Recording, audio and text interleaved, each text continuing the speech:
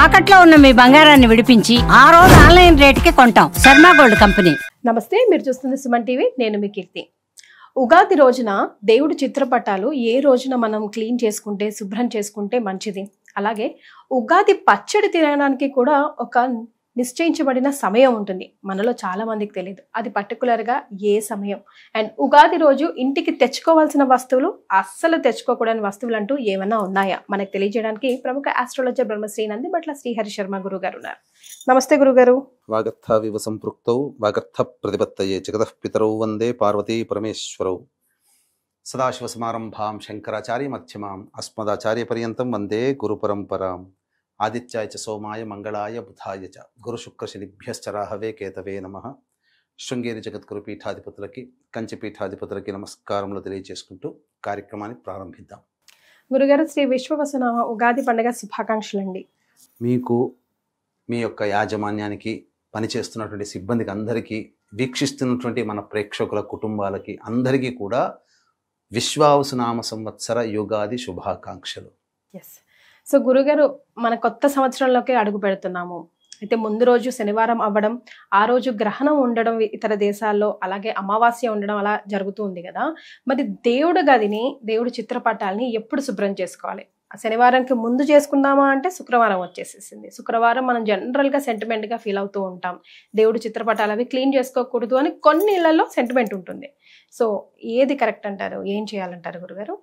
ముఖ్యంగా అమావాస్య రోజున మనం ఎటువంటి పనులు తలపెట్టలేం. కొన్ని నియమాలు ఉన్నాయి. అసలు పూర్వకాలంలో చదివే చెప్పరు. ఎటువంటి వ్యాపార లావాదేవీలు కూడా అమావాస్య రోజున చేయడానికి ఇష్టపడరు. ఒకప్పుడు అంటే ఇప్పుడు సండే లాగా అప్పుడు అమావాస్యకి హాలిడే ఉండే కదా. అమావాస్య, పౌర్ణమి, పాడ్యమి, చతుర్దశి తిథులు. అయితే మనకు ఈ సంవత్సరం పాల్గొన మాసం పోతూ పోతూ అమావాస్య శనివారం నాడైంది. పైగా ఆ రోజున విదేశాలలో, మనకు ఐఎస్టీ స్టాండర్డ్ ప్రకారం విదేశాలలో సూర్యగ్రహణం అనేటువంటిది ఉన్నది. కాబట్టి కనపడనటువంటి సూర్యగ్రహణానికి మనమేం నియమాలు పాటించాల్సిన అవసరం లేదు. పూజా మందిరాలు కడుక్కోవడాలు, ఇల్లు కడుక్కోవడాలు అటువంటి ఏమీ చేయనవసరం లేదు. కానీ కొంత నియమాలు కనుక పాటించుకుంటే చాలా మంచిదని చెప్పవచ్చు. అయితే తెల్లవారే మనకేంటి, అందరికీ కూడా, భారతదేశం అందరికీ కూడాను యుగాది స్టార్ట్ అవుతుంది. సనాతన ధర్మాన్ని పాటించే వాళ్ళకందరికీ 30వ తారీఖు రోజున. మరి పొద్దున్నే లేచి ఈ ఉగాది సందర్భంగా చక్కగా చేసుకోవాలి కదా కొన్ని కార్యక్రమాలు. అంతకు ముందు రోజు మరి ఇంటిని శుభ్రం చేసుకోవాలి. చూస్తేనేమో అక్కడ గ్రహణం వచ్చిందా, ఎక్కడో విదేశాల్లో ఉంది, మనకు లేకపోయినా విదేశాల్లో గ్రహణం. తదుపరి అమావాస్య రోజున క్లీన్ చేయకూడదు. కానీ అదృష్టవశాత్తు సాయంత్రం 4:30 తర్వాత పాడ్యమి తిథి ప్రారంభమవుతుంది. కాబట్టి సాయంకాల సమయంలో ఇంటిని శుభ్రం చేసుకోవడం మంచిది. అమావాస్య ఉండేంత వరకు 4:30 వరకు కూడాను ఎటువంటి పనులు చేయకపోయినా 4:30 తర్వాత ఇంటినంతా శుభ్రపరచుకోవడం, బూజు దులుపుకోవడం అన్నీ చేసుకోవాలి. అలాగే ఇంట్లో ఉన్నటువంటి నకారాత్మక శక్తి, అంటే నెగిటివ్ ఎనర్జీ అనేటువంటిది ఇంటి నుంచి పోవాలి అని అంటే ఇల్లంతా శుభ్రపరచుకోవాలి, చేసుకోవాలి. గురుగారు, మనం జనరల్ గా సాయంకాలంలో బూజది దులుపకూడదు అనుకుంటాం కదా గురుగారు. కానీ 4:30 తర్వాత నుంచి సాయంత్రం 6:10 వరకు కూడా 6:10 వరకు కూడా సూర్యాస్తమయం 6:10కి అవుతుంది. కాబట్టి ఈ లోపల తుడుచుకోవచ్చు, బూజు దులుపుకోవచ్చు.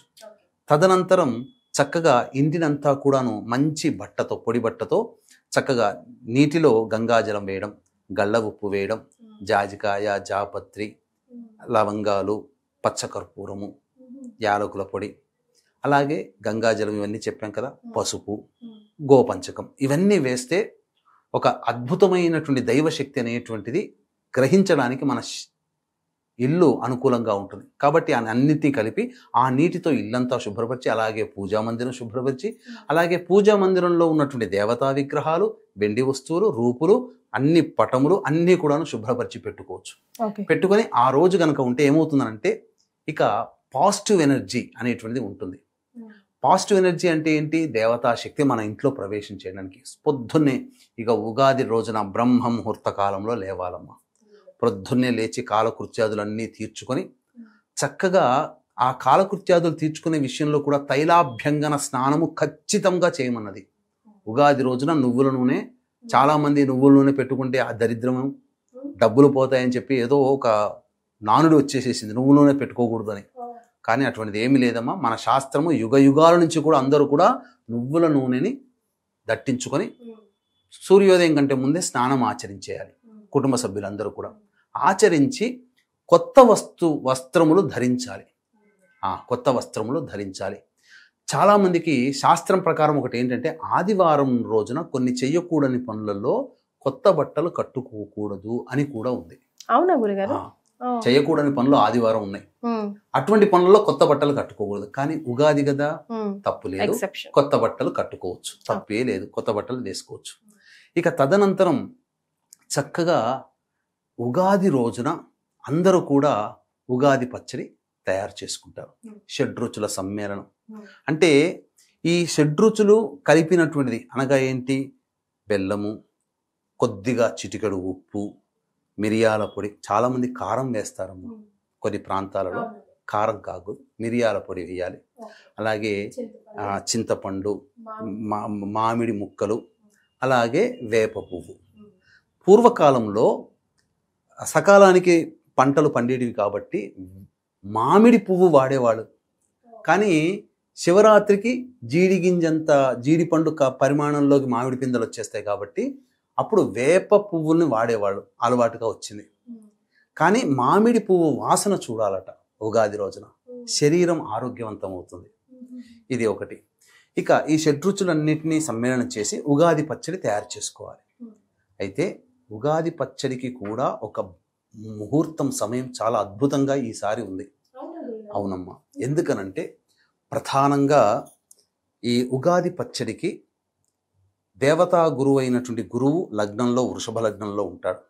8:44 నుంచి దాదాపుగా 10:30 వరకు కూడా వృషభ లగ్నం ఉంది, స్థిర లగ్నం.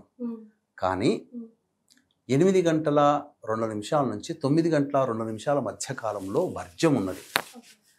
8 to 9 శనిహోర ఉంటుంది, పనికిరాదు. 9 to 10 చంద్రహోర. చంద్రుడు ఎవరు? అన్ని ఓషధులకి కూడా అధిపతి. అందుకనే పౌర్ణమి రోజున భూమి లోపల ఉన్నటువంటి గొప్ప గొప్ప అద్భుత వనమూలికలు పైకొస్తాయి. అందుకే పౌర్ణమి రోజున గ్రహించాలి వనమూలికలు, చంద్రుడు అధిపతి కాబట్టి. కాబట్టి ఇట్టి చంద్రుడి యొక్క హోర లగ్నము, స్థిర లగ్నము, శుక్రలగ్నము, అందున గురువు ఉండడం, ఆ లగ్నానికి లగ్నాధిపతి అయినటువంటి శుక్రుడు, ఆరోగ్యకారకుడైనటువంటి రవి, ఆయుఃకారకుడైనటువంటి శని భగవానుడు, అలాగే ఆ రోజున బుధుడు కూడా నక్షత్రాధిపతి కదా, రేవతి నక్షత్రంలో ఉంది కదా, నక్షత్రాధిపతి, ఉగాది ప్రారంభమయ్యే నక్షత్రాధిపతి కూడా బుధుడు ఉండడం, రాహు కూడా ఉండడం, ఓషధి అధిపతి అయినటువంటి చంద్రుడు కూడా బుధ నక్షత్రంలో ఉండడం, బుధుడితో కలిసి ఉండడం. 6 గ్రహాలు సంపూర్ణముగా లాభస్థానంలో ఉంటాయి వృషభ లగ్నానికి. తరువాత పంచమ స్థానంలో కేతువు, కుజుడు ప్రభావం. లగ్నంలో ఉన్నటువంటి గురువు 9:05 నుంచి 10 గంటల మధ్య కాలంలో వీక్షిస్తున్నటువంటి సుమన్ టీవీ ప్రేక్షకులు ఉగాది సందర్భముగా ఉగాది పచ్చడిని భుజించినట్లయితే నవగ్రహాలు అనుకూలంగా వస్తాయమ్మా.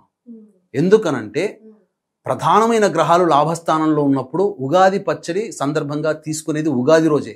మళ్ళీ దీపావళికి ఉగాది పచ్చడి తీసుకోగా అసలు ఏ రోజు తీసుకోం కదా. మరి ఏ రోజు తీసుకోనటువంటి సంవత్సరానికి ఒక్కరోజు మాత్రమే తీసుకునే ఉగాది పచ్చడిని అద్భుతమైన సమయము వృషభ లగ్నము 9:05 నుంచి 10 గంటల మధ్య కాలంలో తీసుకోండి. ఖచ్చితంగా ఆ సమయమే చాలా ఉన్నతమైనటువంటి సమయం అమ్మా. ఈ సమయంలో తీసుకుంటే అద్భుతంగా ఉంటుంది. దీని ద్వారా నవగ్రహాలు సంపూర్ణముగా అనుగ్రహించేటువంటి సమయం అమ్మా. అన్ని విధాలుగా యోగదాయకంగా ఉంటుంది, జీవితంలో పైకొస్తారు. అలాగే ఏ పని చేయాలన్నా ఈ 9 గంటల నుంచి 10 గంటల మధ్య కాలంలో కనుక ప్రారంభం చేసుకుంటే చాలా అద్భుతంగా ఉంటుంది. అలాగే గురుగారు, కొన్ని వస్తువులు ముఖ్యంగా మనం కొన్ని పండుగలకి తీసుకురావాలా తీసుకురాకూడదా అని ఆలోచిస్తూ ఉంటాం. ఫర్ ఎగ్జాంపుల్ నాకు తెలిసిన నాలెడ్జ్ ప్రకారం కొత్త కుండ ఉగాది రోజే మనం స్పెషల్గా తీసుకొస్తూ ఉంటాం కొన్ని ప్రాంతాల్లో.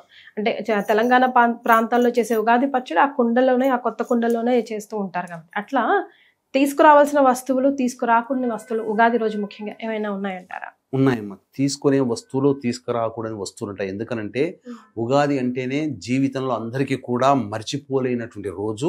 ఆ సంవత్సరం అంతా ఆ రోజు చేసినటువంటి పనిని బట్టి ఆ సంవత్సరం అంతా ఉంటుంది. ముఖ్యంగా వైద్యుడిని సంప్రదించకుండా ఉంటే చాలా, అంటే సంప్రదించాల్సిన అవసరం బాగా ఉంటే తప్ప ఆ రోజు వైద్యుని సంప్రదిస్తే ఇక మొత్తం కూడా వైద్యుని సంప్రదించాల్సిన పరిస్థితి. కాబట్టి ఆ రోజున ఏదైనా కానీ మంచి పని చేసుకోవాలి.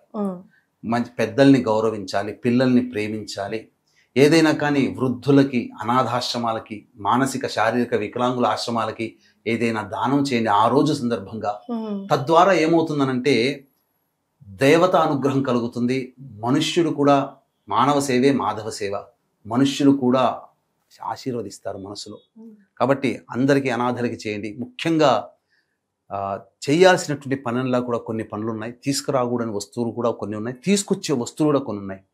వీక్షించేటువంటి ప్రేక్షకులకి గమనిక, ఈ యొక్క అమావాస్య శని మార్పు 29వ తారీఖు రోజున సూర్యగ్రహణం జరుగుతున్నటువంటిది.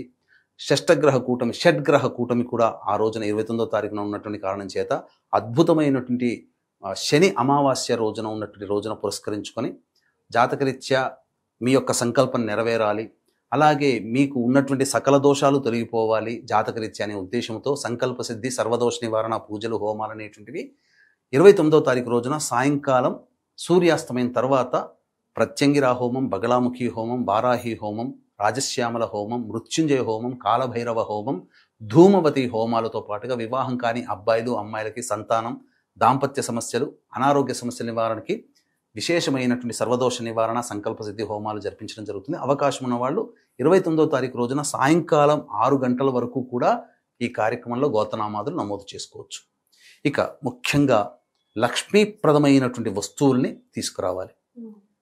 ముఖ్యంగా గళ్ళ ఉప్పుని తీసుకొచ్చుకోవాలి. తీసుకొచ్చుకొని ఇంట్లో పెట్టుకుంటే ధనము నిల్వ చేకూరుతుంది. ఉదయం 7 గంటల నుంచి 8 గంటల మధ్య కాలంలో శుక్రహోర ఉంటుంది. ఆ సమయంలో గళ్ళ ఉప్పు తెచ్చుకోండి. తర్వాత ఇంకా ఆ సమయంలో తామర గింజలు, తామర పుష్పాలు, దక్షిణావృత శంఖం ఆ రోజున తెచ్చుకొని పెట్టుకుంటే, గోమతీ చక్రాలు, పసుపు, బెల్లము, ఇవన్నీ ఆ 7 నుంచి లక్ష్మీ అమ్మవారికి ప్రీతికరమైనటువంటి సూచించే వస్తువులు. లక్ష్మీ గవ్వలు అని ఉంటాయి, పసుపు రంగులో ఉంటాయి. అవి తెచ్చుకొని పెట్టుకుంటే చాలా అద్భుతంగా ఉంటుంది.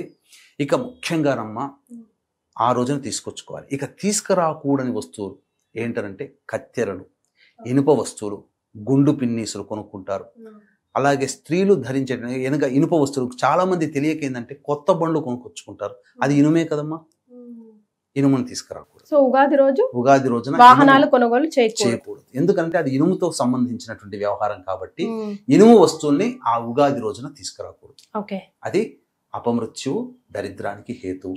సీసపు వస్తువులు, పింగాణి వస్తువులు, ఇలాంటివి కొన్ని తీసుకురాకూడదు. నూనె పదార్థాలు, ఏవైనా నూనెలు ఉంటాయి కదా ఇంట్లో వాడుకుని, అటువంటి నూనెలు కానీ ఏవి ఆ రోజున చాలా మంది తెలియక ఉగాది రోజున దీపారాధన వెలిగించుకోవాలని చెప్పేసి ఉగాది పండుగ రోజున తీసుకొచ్చుకొని దీపారాధన చేస్తారు. అది చేయకూడదమ్మా, మహాదోషం.